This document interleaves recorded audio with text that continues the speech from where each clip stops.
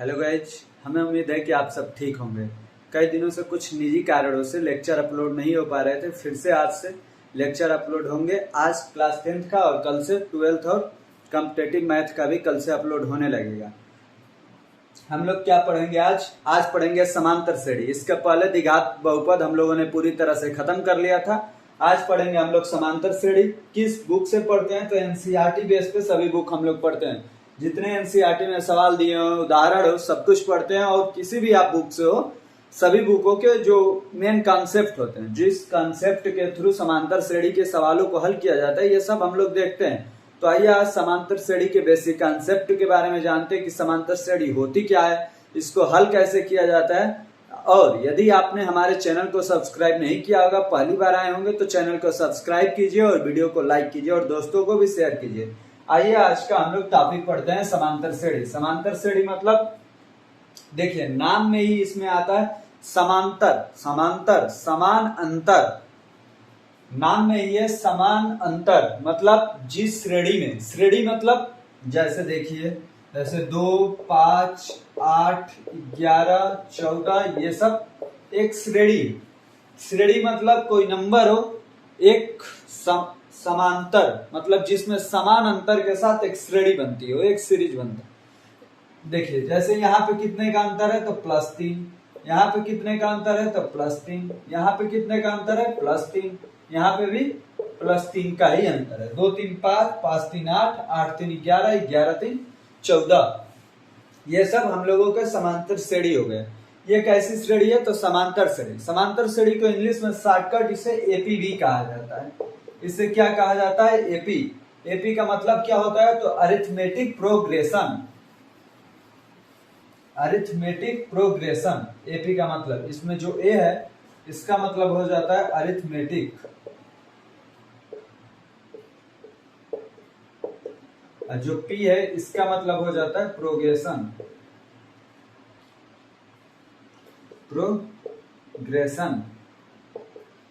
Arithmetic progression, इसे shortcut में AP भी कहा जाता है समांतर श्रेणी को। अब और कुछ कॉन्सेप्ट देख लेते हैं। ये तो हो गए अरे समांतर श्रेणी होती कैसी है, समांतर श्रेणी को कहते क्या है।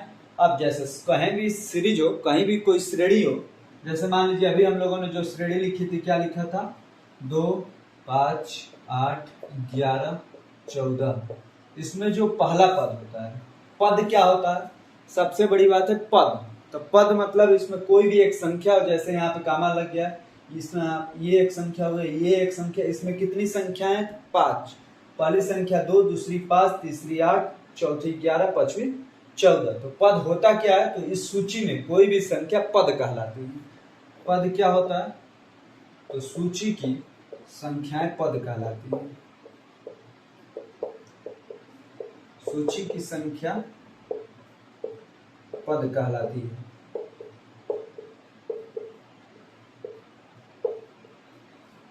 मतलब इस श्रेणी में कितने पद हैं? तो इस श्रेणी में 5 पद हैं। पद, पहला पद 2, दूसरा पद 5, तीसरा पद 8, चौथा पद 11, पांचवा पद 14। तो ये हो गया हम लोगों का पद। अब देखिए, इसमें कोई पहला पद होता है, कोई द्वितीय पद। तो इसमें जो पहला पद होता है वो सबसे इंपॉर्टेंट होता है। पहला पद को क्या कहा जाता है? तो पहला पद को फर्स्ट टर्म या पहला पद, पहले वाले को पहला पद। इसे इंग्लिश में किस सिंबल से दिखाते हैं? तो इंग्लिश में इसे दिखा दिया जाता है ए से। इसे किससे दिखाते हैं? तो ए से। पहले पद को ए से दिखाते हैं और इसे कहा जाता है पहला पद या प्रथम पद। पहला पद या प्रथम पद या फर्स्ट टर्म।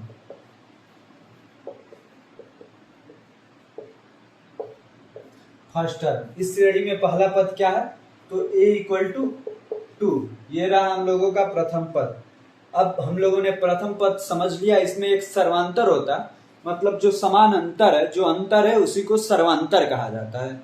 देखिए, सर्वांतर में भी अंतर है और अंतर तो खुद ही अंतर है, तो इसीलिए जो अंतर होता है उसी को सर्वांतर कहा जाता है। आइए अब उसके बारे में देख लेते हैं। ये हो गया हम लोगों का प्रथम पद। अब एक होता है सर्वांतर। देखिए, सर्वांतर, सर्व मतलब सभी का जो अंतर होता है, इसमें जो सभी में अंतर होता है वही सर्वांतर होता है, और सभी में अंतर समान होता है हमेशा। देखिए यहाँ पे अंतर कितने का है, तो +3 का। यहाँ पे कितना बड़ा, +3, यहाँ पे कितना बड़ा, +3, यहाँ पे कितना बड़ा, +3। सर्वांतर, सर्वांतर निकलता कैसे है, तो सर्वांतर किसी भी लगातार दो पदों को, क्रमागत दो पदों का अंतर सर्वांतर कहलाता है। इसे आप लोग लिख सकते हैं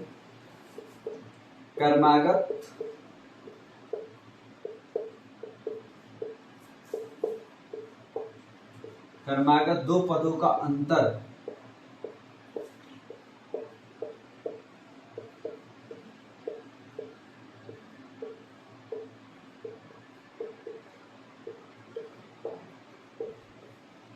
अंतर सर्वांतर कहलाता है। सर्वांतर क्या कहलाता है, तो क्रमागत दो पदों का अंतर सर्वांतर कहलाता है। आप कहीं से भी दो पद उठा सकते हैं, 11, 14, 8, 11, 5, 8, 2, 5। ये नहीं कि अब एक 2 को ले लीजिए, दूसरा 8 को, पहला 5 को, दूसरा 11 को, ऐसा नहीं लेना है।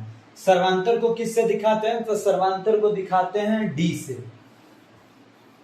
यहाँ पे जो सर्वांतर है उसे दिखाते किससे हैं, तो इसको हम लोग दिखाते हैं डी से।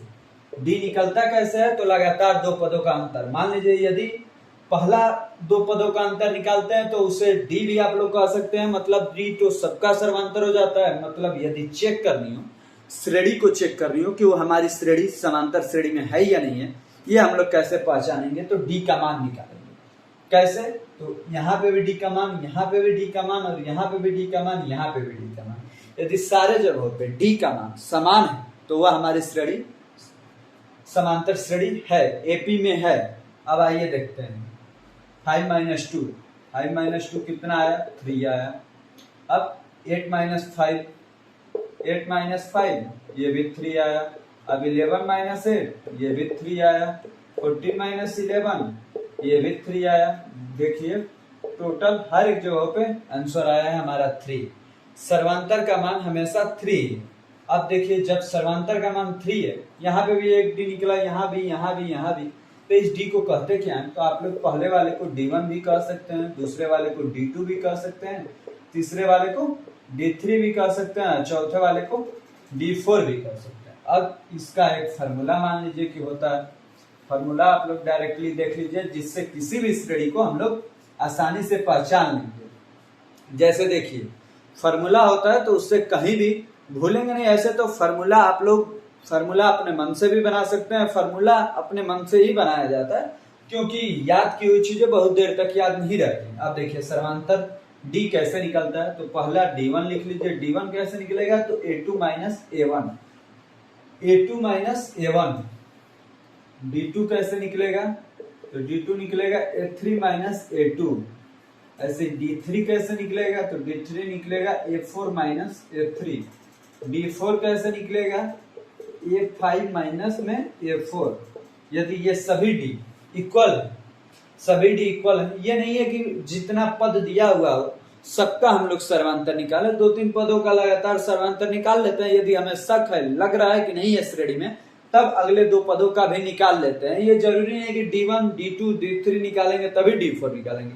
आप लोग D1, D2 के बाद डायरेक्टली भी D4 निकाल सकते हो, उससे कोई दिक्कत नहीं है। केवल वो हमें श्रेणी में चेक करना है, तो हम कहीं के भी 2 पदों को उठा के कहीं के भी 2 पदों से तुलना करा सकते हैं कि डी का मान इक्वल आ रहा है कि नहीं। अब समांतर श्रेणी के भी प्रकार होते हैं, 2 प्रकार होते हैं। कौन कौन से 2 प्रकार होते हैं, एक होता है परिमित समांतर श्रेणी, एक होता है अपरिमित समांतर श्रेणी। एक होता है परिमित समांतर श्रेणी,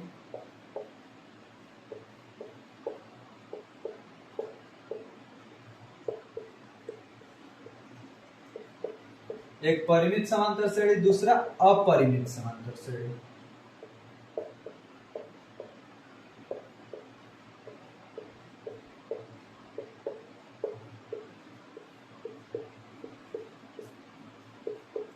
दूसरा क्या हो गया हमारा, अपरिमित समांतर श्रेणी। पहली परिमित समांतर श्रेणी, दूसरी अपरिमित समांतर श्रेणी। परिमित समांतर श्रेणी क्या होता है, तो इसमें जो समांतर श्रेणी होती है वो कहीं ना कहीं पर खत्म हो जाती है, लास्ट पद होता है। मतलब जैसे देखिए अभी हम लोग जो उदाहरण देखे थे, कौन सा, 2, 5, 8, 11, 14, तो ये 14 पे आके रुक गया है, तो ये हमारे किसका उदाहरण हो गया, ये हमारा हो गया परिमित समांतर श्रेणी का उदाहरण। अब अपरिमित समांतर श्रेणी क्या होता है, इसी को यदि ऐसे लिख दिया जाए 2 5 8 11 14 आगे में लिख दिया जाए डॉट डॉट डॉट, मतलब अपरिमित समांतर श्रेणी कहीं पर खत्म नहीं होती है, अपरिमित समांतर श्रेणी खत्म होती है।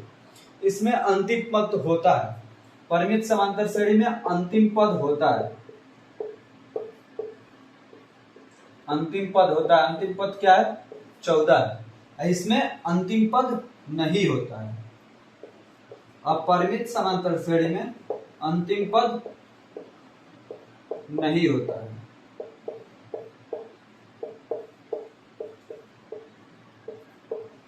यही दोनों में बेसिक अंतर होते हैं। यही दोनों में अंतर होता है कि परिमित समांतर श्रेणी में अंतिम पद होता है, परिमित समांतर श्रेणी का एंड होता है, उसमें पद निश्चित पद होते हैं। परिमित समांतर श्रेणी में क्या होगा, इसमें निश्चित पद होगा, और अपरिमित समांतर श्रेणी में पदों की संख्या निश्चित नहीं होती है। इसमें कितने भी पद हो सकते हैं, पद अनंत होते हैं। और अंतिम पद परिमित समांतर श्रेणी में नहीं होता है, अपरिमित समांतर श्रेणी में अंतिम पद होता है। यदि कहीं पे दो अंतर लिखने को कहा जाए तो यही होगा कि परिमित समांतर श्रेणी में अंतिम पद होता है और इसमें पदों की संख्या निश्चित होती है। अपरिमित समांतर श्रेणी में क्या लिखेंगे, इसमें अंतिम पद नहीं होता है और पदों की संख्या भी निश्चित नहीं होती है। आइए इसमें और भी हम लोग आगे देख लेते हैं। अब आइए देखिए सर्वांतर के बारे में, और भी जैसे समांतर श्रेणी के बारे में और भी हम लोग टॉपिक समझ लेते हैं, और सर्वांतर के बारे में भी। सर्वांतर में क्या होता है, जो सर्वांतर होता है मतलब जो अंतर होता है, यह धनात्मक भी हो सकता है, धनात्मक भी हो सकता है, ऋणात्मक भी हो सकता है और शून्य भी हो सकता है।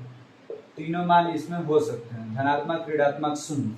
तीनों के एक एक एग्जाम्पल देख लीजिए। जैसे ये धनात्मक का हो गया 2 5 8 11 14।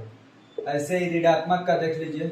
ऋणात्मक का क्या हो जाएगा, तो ऋणात्मक का हो जाएगा जैसे मान लीजिए कि 10 5 0 -5 -10 डॉट डॉट डॉट।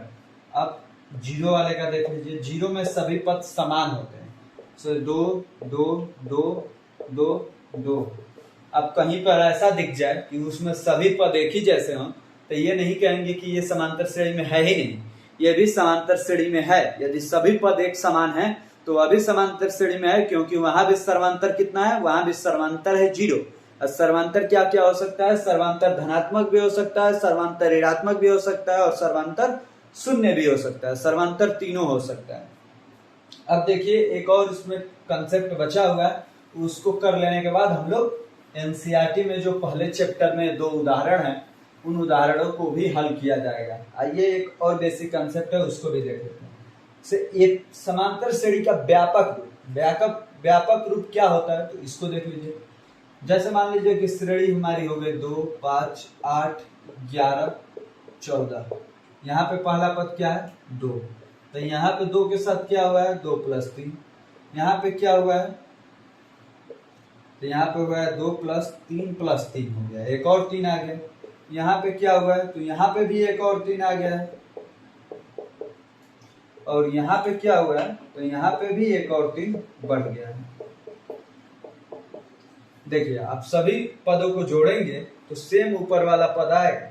2 की जगह पे 2 2 3 5, 3 3 6 2 8, 3 3 6 3 9 2 11, 3 3 6 3 9 3 12 2 14। अब देखिए इसको, ये हमारा 3 क्या है डी है, 2 क्या है ए है, ये हमारा क्या है ए। तो यहाँ पे क्या लिख सकते हैं a + 3 क्या है डी। अब यहाँ पे भी डी है तो a + d + d। अब देखिए ये क्या है, a + d + d + d, ऐसा है ना। अब इसमें देखिए क्या है, a + d + d + d + d। अब देखिए ऐसा हो गया। अब ये पहला पद ए ही रह गया, ये + d ही रह गया, ये क्या हो गया, तो ये हो गया a + 2d। पहला पद ये, दूसरा पद ये, तीसरा पद ये। अब देखिए ये चौथा पद क्या हो जाएगा, चौथा पद क्या हो जाएगा, तो a + 3d हो गया। ये चौथा पद हमारा क्या हो जाएगा, तो चौथा पद हो जाएगा हमारा a + 4d, a + 4d। अब यही हो जाता है हमारा व्यापक रूप। इसी को हम लोग शॉर्टकट में लिख लेते हैं। ये आप लोगों ने समझ लिया कि व्यापक रूप निकलता कैसे। अब देखिए इसे लिख लेते हैं यहाँ पे एपी का व्यापक रूप। एपी मतलब समांतर श्रेणी। एपी का व्यापक रूप, व्यापक रूप क्या होगा? ए प्लस डी, ए प्लस 2d। अब देखिए जो d है उसके आगे वाला नंबर एक एक बढ़ता जा रहा है।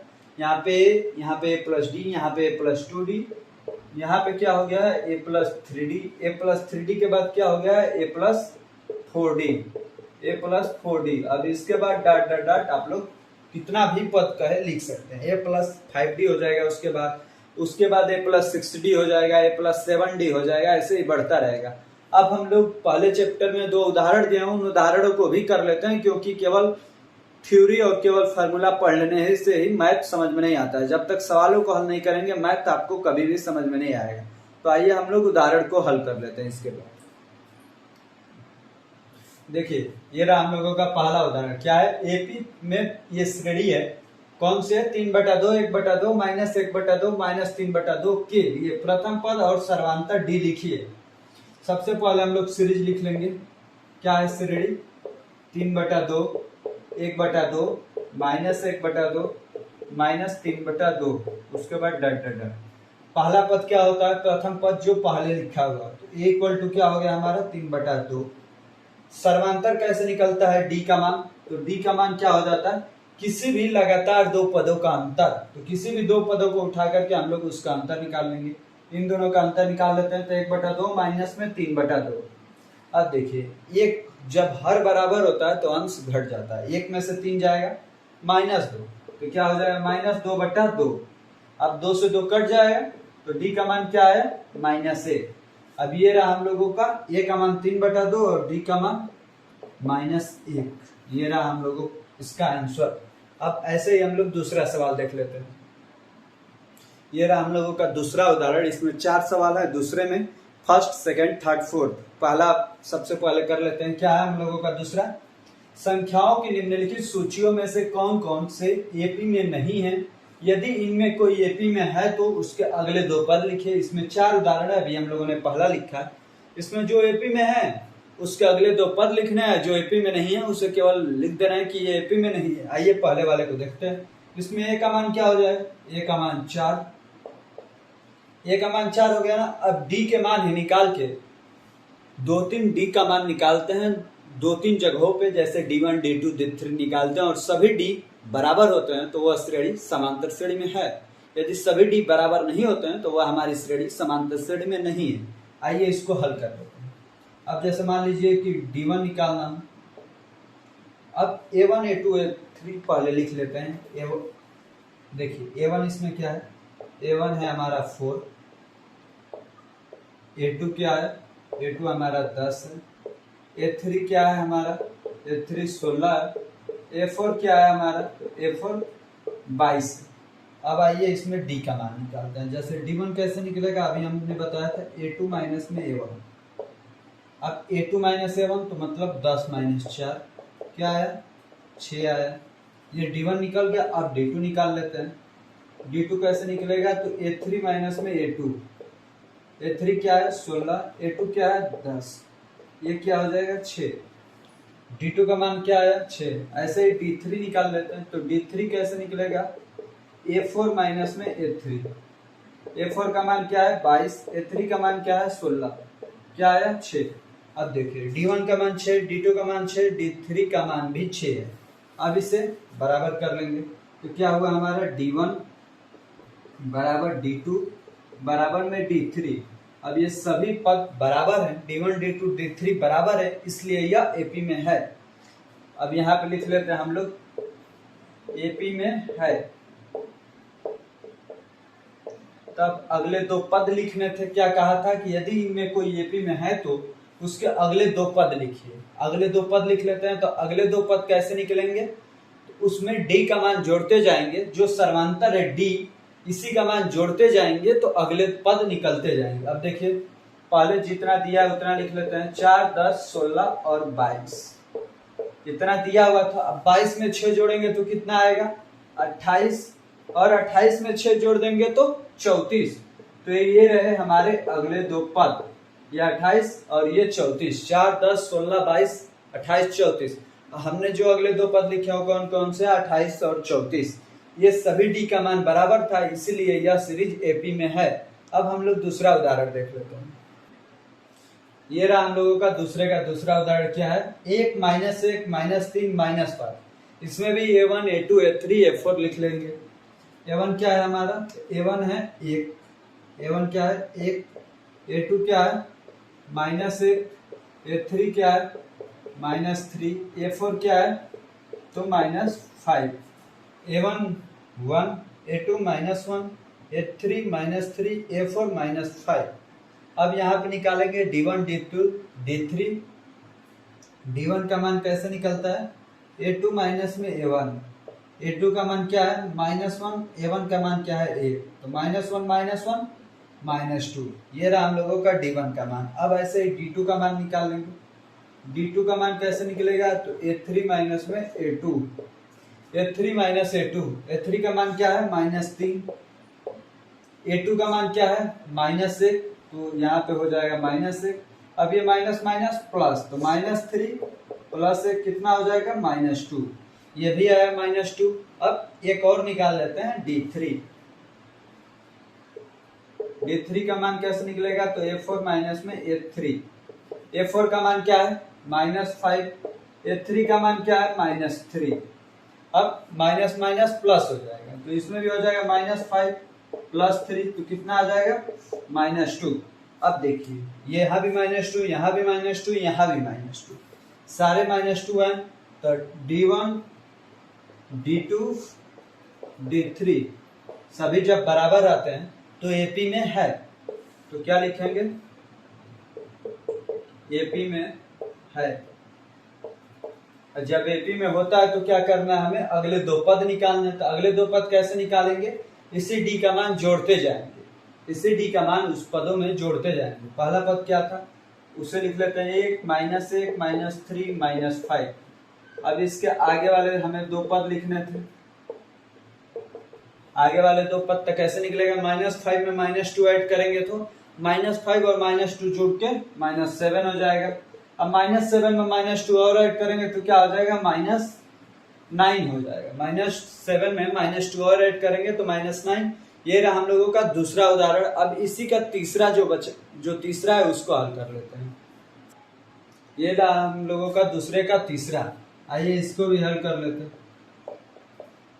इसमें a1 का मान क्या है, a1 का मान है -2, a2 का मान क्या है 2, a3 का मान क्या है -2, a4 का मान क्या है 2। बहुत ज्यादा नहीं लिखेंगे, 2-3 डी का मान निकाल लेंगे, उसी में हम लोगों का कंफर्म हो जाएगा कि एपी में है या नहीं। आइए d1 का मान निकालते हैं। d1 का मान कैसे निकलेगा, तो a2 माइनस a1, a2 का मान क्या है 2, a1 का मान क्या है -2, तो ये माइनस माइनस प्लस हो जाएगा, तो 2 + 2 कितना हो जाएगा 4। अब ऐसे ही d2 निकाल लेंगे। d2 कैसे निकलेगा, तो a3 माइनस में a2, a3 का मान क्या है -2, a2 का मान क्या है केवल 2, ये माइनस ऊपर वाला, तो -2 -4। अब ऐसे d3 निकाल लेंगे। d3 निकालेंगे तो क्या होगा, a4 का मान a4 माइनस a3 होगा, a4 माइनस a3, a4 का मान क्या होगा 2, a3 का मान क्या हो जाएगा -2 दिया हुआ है, तो -2, तो ये माइनस माइनस प्लस, तो 2 + 2 कितना है 4। अब देखिए ये तो 4 है, ये भी 4 है, लेकिन बीच में एक -4 मिल गया। और जब अलग अलग डी का मान होने लगता है तो वहां पे एपी में नहीं है। अभी हमने आपको जब थ्योरी पढ़ाया था तो उसमें बताया था। अब यहाँ पे आप कैसे लिखेंगे यही समझना है। देखिए d1 does not equal to d2 और d2 does not equal to d3। d1 d2 d3 बराबर नहीं। अब d1 तो d3 के बराबर है, तो कैसे लिखेंगे, ऐसे नहीं ऐसे लिख लीजिएगा। जैसे मान लीजिए d1 बराबर d3 does not equal to d2, d2 के बराबर d1 d3 नहीं है। जब बराबर में नहीं होंगे तो क्या लिखा जाएगा, जब यही बराबर में नहीं है, सर्वांतर पे ही फिक्स होता है कि वह श्रेणी समांतर श्रेणी होगी या नहीं होगी। और जब सर्वांतर ही बराबर नहीं है तो लिख देंगे कि एपी में नहीं है, एपी में नहीं है। जब एपी में नहीं है तो अगले दो पद भी नहीं लिखना है, जब एपी में होगा तभी अगले दो पद लिखेंगे हम लोग। ये रहा हम लोगों का दूसरे का चौथा सवाल, लास्ट सवाल है ये। देखिए ये तो देखने से ही लग जाता होगा कि एपी में नहीं है, एक एक दो दो तीन तीन, ये कभी सेम कभी बदल जा रहा है, तुरंत तीन तीन के बाद बदल रहा है, तो ये एपी में नहीं है। एपी में नहीं है लेकिन ऑब्जेक्टिव आएगा तब तो आप डायरेक्टली ट्रिक मार देंगे, लेकिन जब ऑब्जेक्टिव नहीं आएगा, जब सब्जेक्टिव आएगा, जब लिखना रहेगा, हल करना रहेगा, तो वहां पे कुछ ना कुछ हल करके दिखाना होगा, तभी जाके आपको नंबर मिलेंगे आपके बोर्ड एग्जाम में। आइए इसको भी हल कर लेते हैं। इसमें A1 का मान क्या है? A1 का मान 1, A2 का मान 1, A3 का मान 1 और A4 का मान क्या है? A4 का मान है 2। अब यहाँ पे D1 का मान कैसे निकलता है? तो A2 माइनस में A1, A2 का मान क्या है? 1, A1 का मान 1, 1 में से 1 जाएगा 0। अब D2 का मान निकाल लेते हैं, तो D2 का मान कैसे? A3 माइनस में A2, A3 का मान 1, A2 का मान 1, 1 में से 1 जाएगा 0। अब D3 निकाल लेंगे तो D3 क्या होगा? A4 माइनस में A3, A4 का मान 2, A3 का मान 1, 2 में से 1 जाएगा 1। अब देखिए D1 D2 तो बराबर है लेकिन D3 बराबर नहीं है। सेम पहले जैसा लिखेंगे, जो बराबर होता है उसको बराबर दिखाते हैं, जो बराबर नहीं होता है उसको बराबर नहीं दिखाते हैं। तो D1 बराबर D2, अब ये बराबर नहीं है किसके? D3 के। इस लाइन के मतलब क्या होता है कि बराबर नहीं है। अब जब ये बराबर नहीं है तो यहाँ पे लिख देंगे कि यह एपी में नहीं है, एपी में नहीं है।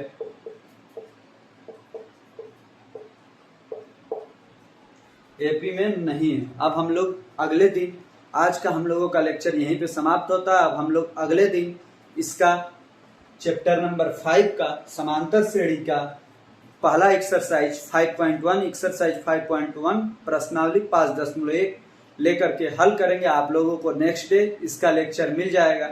बाकी धन्यवाद आपको हमारे साथ बने रहने के लिए। आप लोगों को भली बात समझ में आता होगा, हमें उम्मीद है। यदि समझ में आता होगा तो वीडियो को लाइक कीजिए और दोस्तों को भी शेयर कीजिए। धन्यवाद।